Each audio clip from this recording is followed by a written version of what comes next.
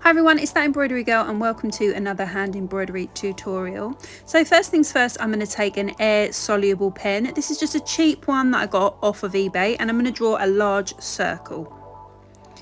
I'm going to use one full skein of embroidery floss, so this has no separation, and I'm going to come up with my floss on the circle line, back down in a very similar space, and then come up again a short distance away and catch that loop. This is called chain stitch. I'm then going to bring my needle back through that loop and repeat this process again. So I'm going to catch that loop, you can see, bringing the needle up, repeat that all the way around this circle until you come to the very end.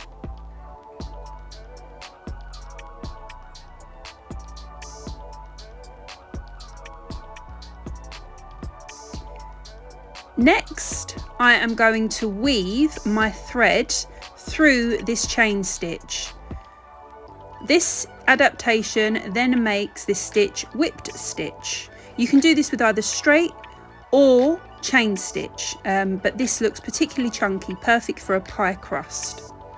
Once that's done, let's draw some pie lines on, and you're just going to outline them first off with, again, a full skein of embroidery floss. Your first two lines go down, and then the subsequent lines get woven into the first two.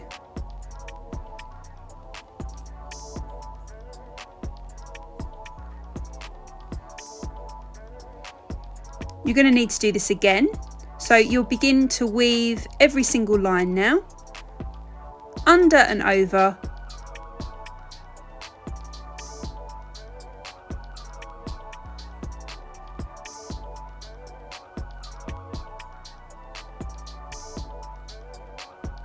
until you finished the top of your pie.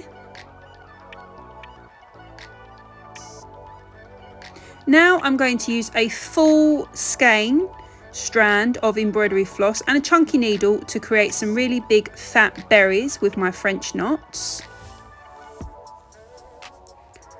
All I'm doing is wrapping the floss several times around this chunky needle and bringing that thread that's wrapped down to the fabric and pulling the needle back through.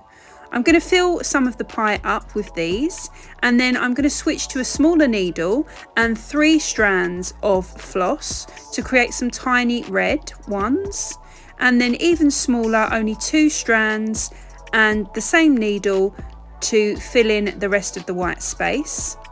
I'm then going to further fill out the pie crust with some dark brown, and I'm just going to add a detached chain stitch.